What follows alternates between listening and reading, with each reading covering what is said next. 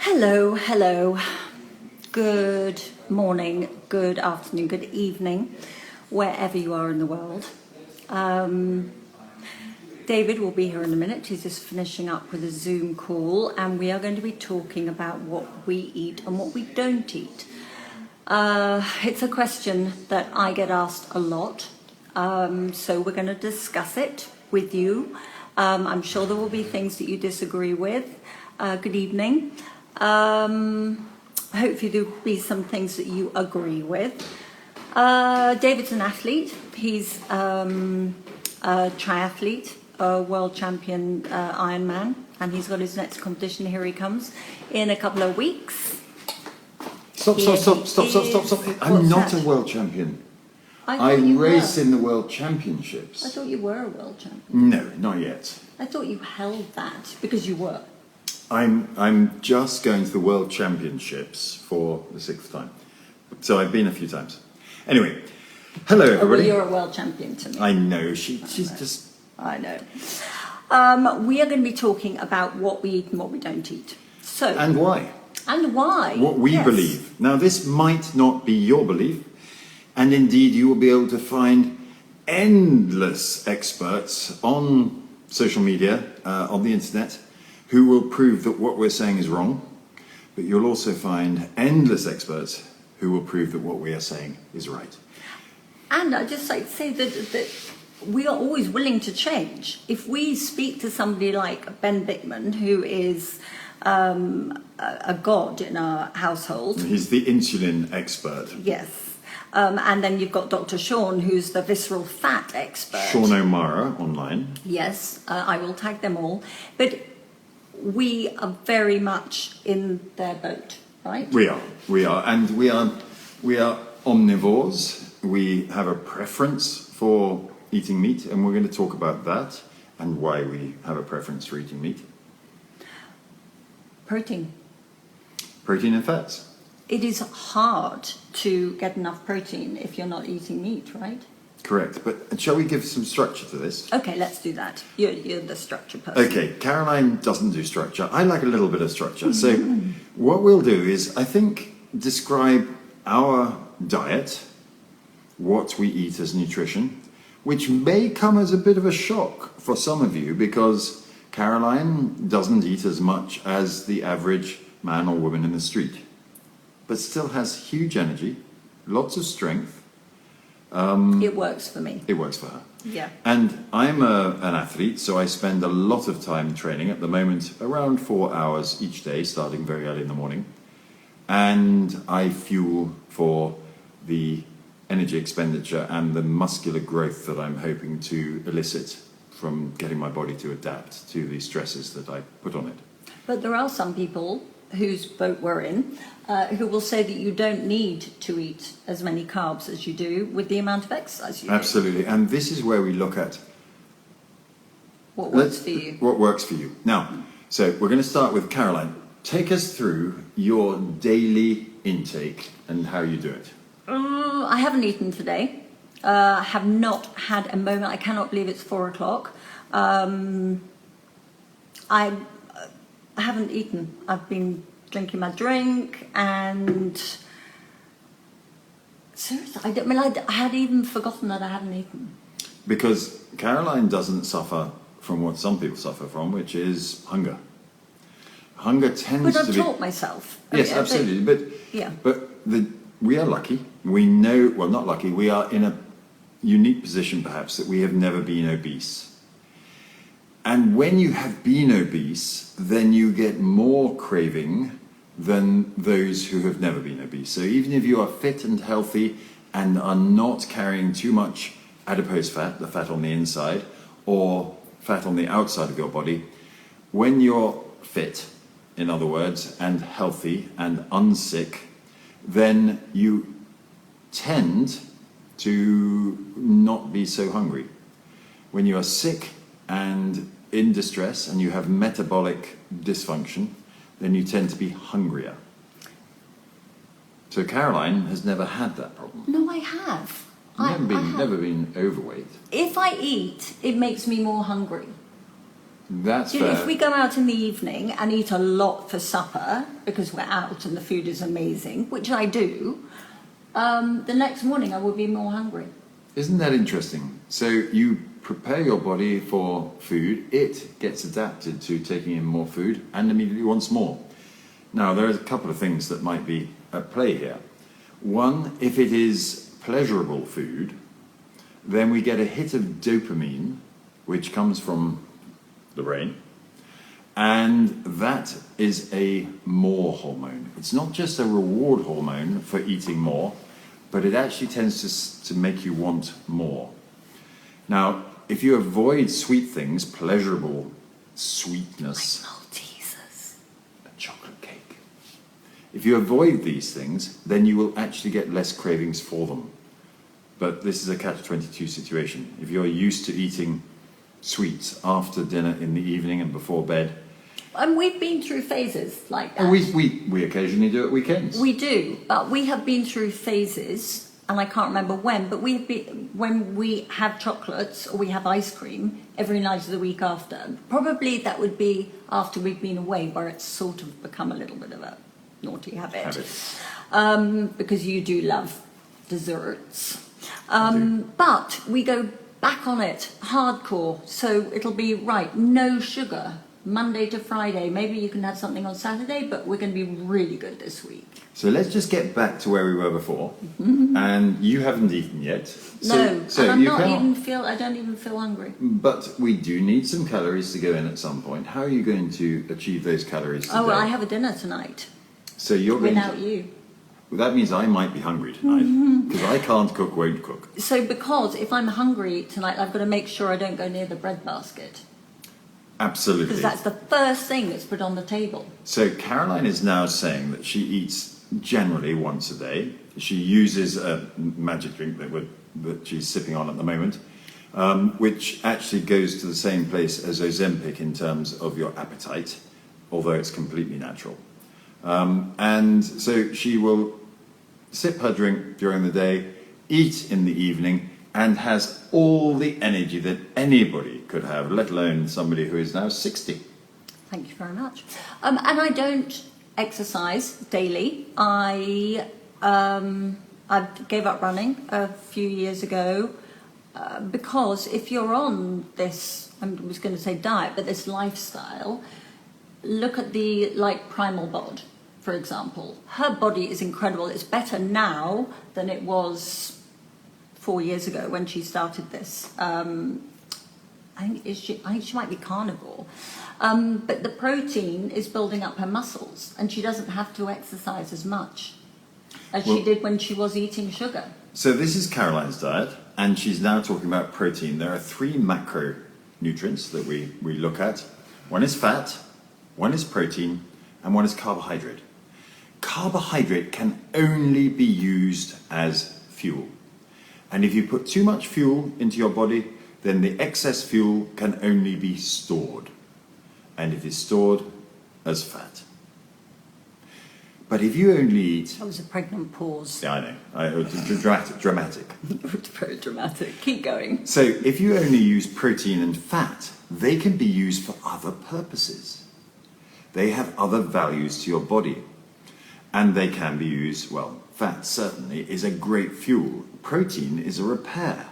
And it's repair not just of your joints or your muscles. It's not just there to build muscle. It's also a repair of your mind and your brain after you've used it excessively during the day.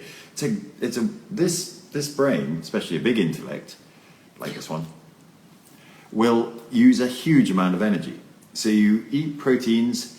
My brain takes up a lot of fibre. Yes, I also have a fibre drink, which I have not had yet today. Can I just ask you, the fibre drink, do you only have that before you eat? Yes, and we've been doing it for a while. You will drink that drink before you go out. Right. And what a fibre drink does, and we get it from the same place, Caroline's Magic Potion, but it basically has 2 forms of fibre, soluble fibre and insoluble fibre. Now the soluble fibre fills in the gaps where the insoluble fibre creates a lattice work. Think colander. So you put the insoluble fibre with some soluble fibre into your stomach, and it lines your stomach which means that when you then eat, the food doesn't immediately get absorbed into the bloodstream from the stomach, but instead is slowly released into the bloodstream from the stomach and the digestive tract into the colon. You're so smart. No, I just do my reading. I know, but you Anyway, remember this stuff. But the bottom line is, by taking a fibre drink before you eat, you can slow down the release of all those goodies into the system, which means you don't get a spike in blood sugar. And if you don't get a spike in blood sugar, you don't get an increase in insulin. And if you don't get regular increases in insulin, you won't get type 2 diabetes, because it is the insulin that is causing a lot of the stress. And when the insulin stops reacting, you are insulin resistant. And that is the definition of diabetes. What I'm doing is regular fasting. Yes, you are. Right. But you're doing about a 24. So 20 hours of fasting, 4 hours of eating. Okay, which I'm not doing on purpose. One day I'll eat at 1 o'clock. But One day generally I that's might what eat at happens. 11. Yeah. But generally I don't eat until I'm hungry. But have you ever caught yourself going to the fridge because you think you're hungry? You open the fridge. I open the fridge and I look in and there isn't anything, even though I do the shopping, there isn't anything that says eat me. So I close the fridge and I walk away. But think about, no, I'm not moving to Istanbul, but I'll be there again soon. I love that place. Think about why you're going to the fridge when you go to the fridge, and maybe write it down. Why did I go to the fridge? Did I get anything out? Why did I get that out? I saw a great trick the other day. Somebody had decided that because they were overweight and they were trying to exercise lots of willpower when it came to the fridge, they'd done two things. One, they emptied the fridge of anything yummy. So there were just basics in there. So no chocolates, no bottle of wine. That is what you have to do. The other thing that they'd done is that they had placed the weighing scales in front of the fridge. So you had to trip over the weighing scales on the way there, reminding you that you were trying to lose weight because the weighing scales are in the kitchen in front of the fridge. Great idea. But for me, it isn't. I haven't weighed myself. I know if my trousers are tight. If I feel I've changed, it will be because my clothes fit differently. Seacon 17 says that you are very beautiful. Thank you very much. Thank you. But going to the fridge, now you've made me lose my train of thought. Oh, going to the fridge, tripping over the thing. You have to want to be slim more than you want to eat. I have Maltesers in my fridge because they are my thing. And they're sitting in there. I still won't eat them because I know I don't want or need the sugar right now. And when Caroline's away, I steal her Maltesers. He does. He needs to eat what's in the fridge. Very different. So this comes down to willpower, and willpower is like courage. We only have a limited supply every day of willpower. If you go to the fridge and have to use your willpower because what is in the fridge is yummy, then after a while your willpower dwindles until you've got no more willpower left, and at that point you will eat the bad things that are in the fridge. So if you don't want to use up all your willpower, empty the fridge of bad stuff. Yeah, but I mean, it's like giving up smoking. You're either going to give up smoking today and not do it anymore, or you're going to have one cigarette every week. I mean, it's a decision. Well, it's a super decision because actually it's so much easier to be totally abstinent than to exercise perfect moderation. It's really hard to do moderation. So with smoking, let's just give it up. Just let it go. Michelle, DM me. If anyone's interested, we are still trialing. This is my husband, yes. We are still trialing this drink. So if you're interested, DM me and I'll share the information. So where are we going? Well, what about what you No, eat? you were saying you're doing intermittent fasting. Yes. Somebody asked, is Yes. that 16-8? 16-8 applies to the hours. So 16 hours of fasting would be, I'll first eat at midday, I'll finish eating by 8 p.m. and then I'll fast until the next midday. That is 16-8 fasting. Now, Caroline is 24 fasting, so 20 hours of fasting and 4 hours of eating window. There are various ways you can do this. You don't have to do it strictly the same way every day. but giving your gut microbiome, the healthy bugs that live in our systems, a break from digesting food is a very good idea. Somebody told me the other day that the average American now eats 15 times a day.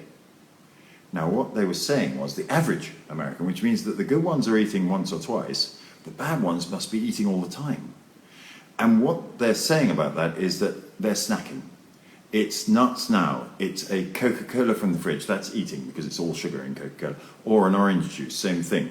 So they are eating something with calories, on average, 15 times a day. Now that is going to result in a level of obesity and metabolic ill health, without a doubt. And that's probably why we've got an epidemic in the West, including the UK, an epidemic of obesity. And we are doing this because we don't want to end up in an old people's home. That is our mission at the end of the day, to be healthy for as long as possible. I plan to die young, as late as possible. Yeah. And what we say is that we hope to be a couple until the day before we die, and we hope to be 100 years old. And we're trying to put in place the habits and the systems that will support that sort of longevity. Juliana, that is tricky, without a doubt. Juliana is asking if you can reach your protein goals within 4 hours. Sometimes I do not, honestly. I try and eat, for my meal, I'll try and eat more if I haven't been eating during the day. But I tend to eat what I feel like eating. So I maybe would have 4 fried eggs with a steak, with some broccoli maybe. But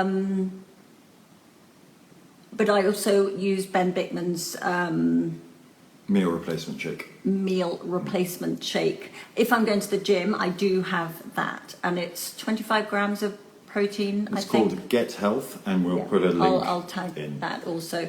I mean, he is the most incredible scientist, professor and doctor. But he's a scientist, not a medical doctor. Yes. And his drink he created with his brothers. So I have absolute faith in that product. Makeup by Marley, please DM me. Thank you very much. If I can go back to the subject, it's really hard keeping. She's very easily distracted. Yes. Pretty. Yes. Oh, shiny. Sparkly. Yes. And so getting back to the subject, which was intermittent fasting. Intermittent fasting is undoubtedly good for us.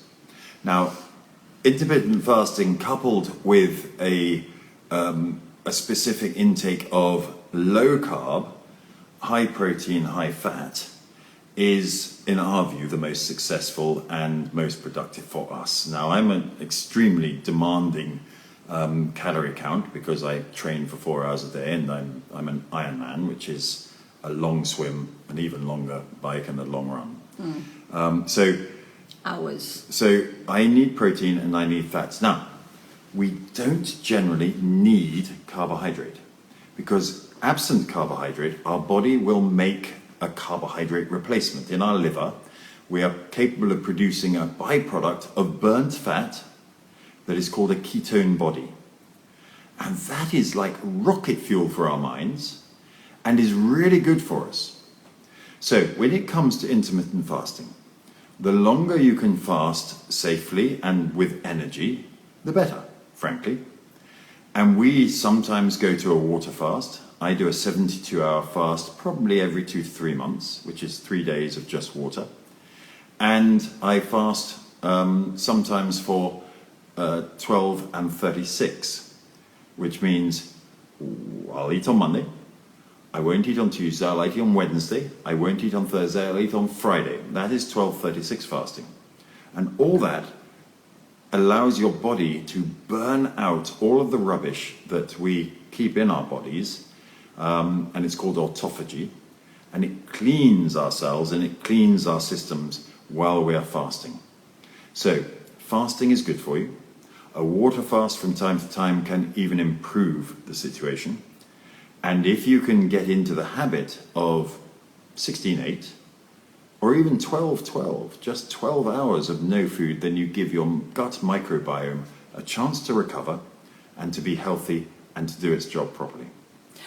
I'd like to point out that I am not what I call green, and I do not, I don't know what's the word for it, I'm not insanely healthy. I live a normal life and I do some bad stuff. Her drink of choice when out is a whiskey sour. Oh, so the yes. tiny bit. I don't do any And alcohol that's just because it doesn't suit me. maybe once a fortnight I'll have a whiskey sour, once every 3 weeks. But I don't drink water. You're going to hate me for this. This is terrible. I know. I don't drink water. I don't like water. I never drink water. I drink Diet Pepsi. And I know. I've given it up for a year. I have felt no different, so I go back on it again. So I've been on Diet Pepsi for 20 odd years, Absolutely. if not longer. And that's what I drink. And David says I am going to die of Pepsi. But at the moment, there's no sign of it. It's a case study, I guess. We'll know at the end. Pickled in Pepsi. Pickled in Pepsi. So I am really sorry to blast any bubbles, but I like to be honest. And I am not perfect either. So I like... But you do drink a lot of water. I drink only water. Yeah. And coffee. And, this drink. So we are not the same when it comes to... I haven't had a drink since 1991, which is a long time. And I love a glass of champagne. 33 years. But Caroline has one glass of Teeth, champagne. not Pepsi, but Diet Pepsi. It doesn't affect my teeth at all. My teeth are great. They would affect mine. And I get regular blood tests, and I mean, goodness knows what else is going on. I've had my heart checked. My bone density maybe is suffering from it, but who knows if I would have had osteopenia now anyway. I don't know. So, how long have we been fasting? Have you been fasting? Strictly, or I've had that. I mean, it's just a lifestyle. I don't Caroline even was call it Caroline fasting. was on low carb and lifestyle like this when Atkins was around. Good old Atkins, a long time ago. What time of day do I have? Our ideal time to eat. 6 to 7. Yeah, it would be 6 p.m. if you're back from exercising. Otherwise, I'll eat without him, and his food is in the dog. And I have a cold. This will be on the page, don't worry. That's very good that you're honest about what you eat and what you drink. There's no point fibbing. I mean, I can't remember, so I might as well tell the truth. I don't think that's got anything to do with the Diet Pepsi. I think that's menopause. So, have we done me? Yeah, yes. Okay. All I can say about Caroline is it's not standard, but it suits Caroline. And frankly, I couldn't be married to a more beautiful, active, energetic, interesting, funny woman. So I know that her diet works for her. Yeah. You have tried many times to get me off it. Oh, well, off Diet Pepsi, yes. Diet, Because although I can't prove that it's bad for you, no, but I know. I just sense that water should be better. Yeah, well, I just don't like it. Life's too short in that way. Right, what do you have when you get up in the morning? So first things first, a double Nespresso. That's two different. A Nespresso, then another Nespresso. And that goes with the dog walk. I'm very early in the morning, so I start 4:30. Yeah, training starts around 4:30. Sometimes it's earlier, very rarely later. And then if it's a particularly intense session, yesterday morning was a particularly intense session, I will have overnight oats, which is slow release carbohydrate. But when it comes to the sort of exercise I do, some carbohydrate is necessary to fuel that sort of energy expenditure in the short term. Otherwise, I won't. If it's not an intense session, if I'm just riding a bicycle for 4 hours, then I will go fasted. And I'll get on the bicycle and I'll ride it with drinking water with a few minerals, with a bit of electrolyte in it, and I'll ride for 4 hours. And when I've finished, I'll come back and I'll take some protein. So even at that point, I haven't really eaten. The protein goes straight in after the exercise. And then I'll stay fasted until midday, 12, 1, 2, 3 in the afternoon, when I shall first eat. And I eat between normally 1 o'clock and 3 o'clock in the afternoon for the first time in the day. I then train again and come back immediately for supper. So my which could be 7:30 sometimes. My evening meal is immediately after training. And after that, on a weekend, we might have a bar of chocolate between us, which means that Caroline has a couple of squares and I eat the rest. Or we'll have some ice cream, which means Caroline has 2 spoons and I eat the rest. I just need to taste it. I love that you just need to taste it. Yeah. Haagen-Dazs is delicious. I know. And then we go to bed at about 9:30 if we get it right, and then up again very early in the morning. So let's go back a little bit. Thank you for the compliments on my hair. Secret to feeling energetic. For me, it's a choice. Sometimes I'll come away from the meeting and I'll think, people were sitting there, they just looked unhappy, they looked bored. And it's like, I'm 60, David's 61. How amazing. This is the best year of my life. These are the best years of our lives. But this year is my best year ever. And mine. Is it? Yeah. And that's partly because of this connection. I'm certain, 33 years, if Caroline's happy, I'm happy. No, that's true. If Caroline's miserable, but we are very good at turning each other around. So if Caroline does have a down day, I can generally... Sometimes you just leave me alone, which is not what I need. Sometimes it is. And you've got to remember, sometimes I've got needs too, which is not to have... Okay, all right, change the subject. Sorry, Bean, I have no idea. I hear not good stuff about it, and then I don't even know. Soya? So you have to speak to... Thing is, then when you speak to... who are the people who tell you what you should eat? Nutritionists. Well, now, to be fair, nutritionists is a broad term for anybody who thinks they know a little bit about food. And dietitian is a trained expert. But our problem with both of these groups of people... is they don't like what we do. Is that actually the dietitians tend to have been trained by senior professors in great universities who are training them as they were trained and are not up with the kids on the block like us. They're not actually that modern. So dietitians tend to be professionally trained, very expert, but also very old-fashioned, and things are moving. We now know that the standard American diet, or the Western diet, is killing people. We know that there's an epidemic of obesity. We know that what we've been doing has been wrong and is actually just causing metabolic ill health. But people will say, life's too short, I'm going to keep doing this. Life is going to be short. Yeah, absolutely. That is the problem. You're not telling yourself that. I'm shortening my life by X amount of years by living this way. No, you're not. No, they I'm are. not. Yes. Yeah. Well, unless it's... We don't know. But we think we've got the balance roughly right. For us. For us, yeah. So what we're saying here is that isn't it? If you see somebody who is morbidly obese, extremely overweight, obviously carrying too much visceral and adipose fat, you are seeing somebody who is ill. They are not healthy. We were not designed to carry huge amounts of energy stores in the form of fat. So you're looking at sickness, metabolic sickness, when you see somebody who is very large. And this is going to lead to a lot of people not liking me. Everyone has their tribe, right? Yes. A quick question. Do we eat meat? Not only do we eat meat, but we favour meat because we believe meat gives us the most bioavailable source of a proper, healthy combination of everything that the human needs. So yes, we do eat meat. Indeed, I probably eat a steak 4 or 5 times a week. Yeah, I like chicken and steak, but I worry about where the chicken comes from and what kind of life it had. And beef, I try to buy happy cows.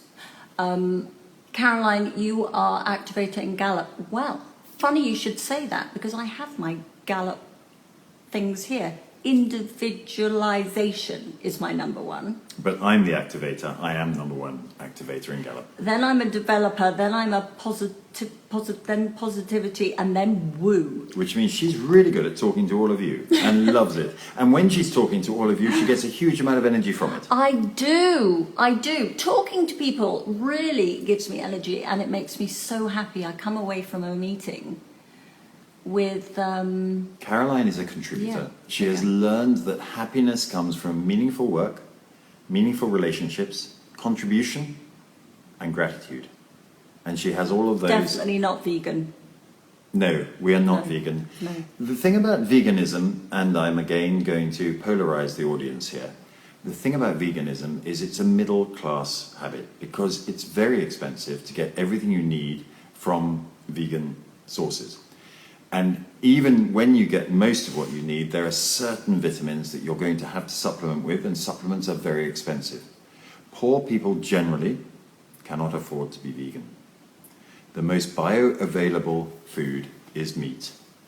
And we're talking about meat, eggs, fish, dairy. All of that is very bioavailable. The humble egg is probably the most perfect combination of fats and proteins in one source. And no, you can't eat too many eggs. No, there's that great guy that I follow who ate 100 and something, was it 200 and something eggs in one day, and then measured his, what's that called? What do you suppose? Cholesterol. Yeah. Reduces cholesterol. Does this kind of diet would force me to do Botox more? I don't actually understand what it has to do with Botox. I did go and see a doctor this morning about having Botox. I haven't had Botox for probably about a year, but I don't see what Botox has to do with food. Yes, that is so true, Margot. Most people who were in German camps lived until their 90s and they didn't eat for a very long time. Well, isn't that what we did when we were in the Stone Age? Absolutely. We would go out, kill something, eat it, and then not eat for a couple of days. It is the availability of poor foodstuffs that is making people sick these days. And by sick, I mean overweight, obese, morbidly obese, etc. And that is sickness. When you see a big person, they are ill.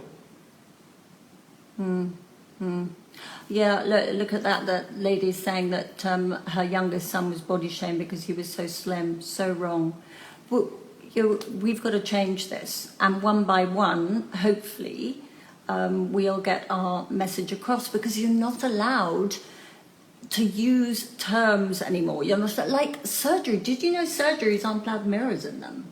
No. They're not here. I don't know about anywhere else in the world. So a doctor gets somebody who comes in who maybe is overweight, and they don't see themselves. And the doctor can't say, stand in front of the mirror. They go in for a headache and he gives them something for the headache, but in fact the reason is that they're overweight. I see a lot of aspiring athletes who are often heavy at first, and they're using athleticism to remove weight. It's not the best way to do it. And they often suffer from bad knees, bad ankles, bad backs, bad hips. And they will say to me, David, I've got a bad back, I can't do that. And I say, no, you haven't got a bad back. Your back is absolutely fine, but if you were carrying less weight, it would be able to cope with the stresses. Right. Fruit. I don't eat fruit at all. I eat small dark berries, but generally, unless you were you evolved most recently in an area where big citrus fruits are permanently available around the year, then we were not evolved to eat fruit, especially the big citrus fruits. They come with such a heavy load of sugar that they tend to go straight into our bloodstream. They increase your blood sugar. Insulin has to rise to deal with that, and then you get insulin resistant. So that glass of freshly squeezed orange juice is just as bad for you as a full-fat Coca-Cola. Sorry, full. And you see leaded. people thinking they're making the right choice. I mean, Because you could say, you fruit. can give me a hard time It's and say natural. I'll carry a salad and a Diet Pepsi, and people are probably saying the same with me, because they're carrying a salad and an orange juice and they think that's better.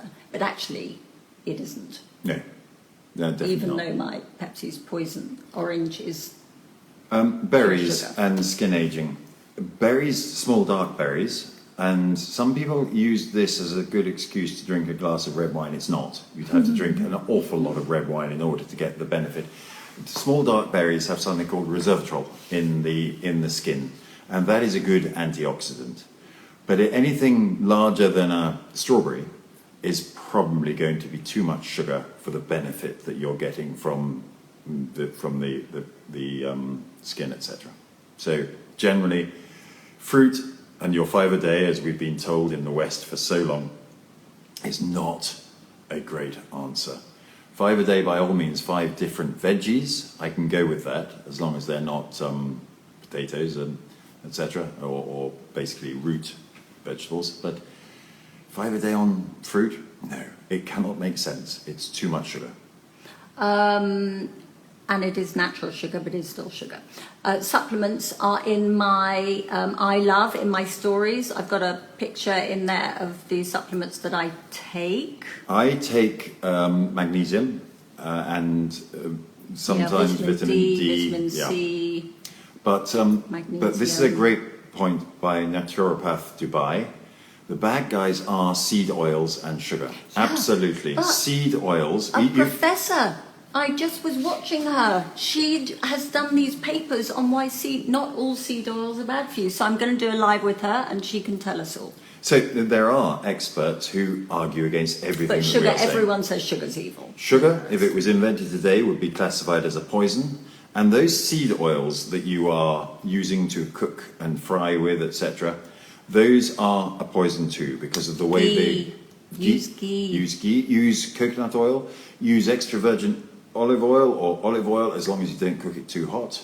But and butter, animal fats. Yeah, we're going to have to round it up because we've been talking for a long time. Dates. Now, only recently did I find out that dates, because they have so much fibre, are not bad for you. So, again, just think about a date. It is fibrous. It goes into the stomach. The fibre filters out the sugars. Well, it doesn't filter it out. Actually contains the sugars and allows it to pass through into your gut, where those trillions of microbiota, your bugs, can deal with it properly, and you digest it well. But these very quick sugars, chocolates, Coca-Cola with ice cream, all of these go straight into the bloodstream unless you have significant soluble and insoluble fibre with the food. So, thank you. And I'd just like to say to Hessa, if that's your name, that sort of goes to show that I am well. That my skin is great and my hair is great. Hessa is saying your hair is so beautiful and thick, and this is an indication to us, because there's no colouring or anything else. Don't eat the pawpaw. This is an indication that Caroline's diet works pretty well. This is a main. Yes, it is. So we're going to wrap this up. Remember, do what works for you. It has to be a lifestyle, not a diet. And think about your future, right?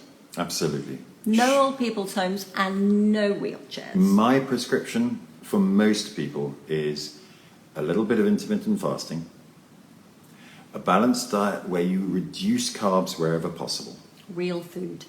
And eat food that's as close to nature as you can possibly find it. If it's even got a list of ingredients, it's probably bad for you. Yeah.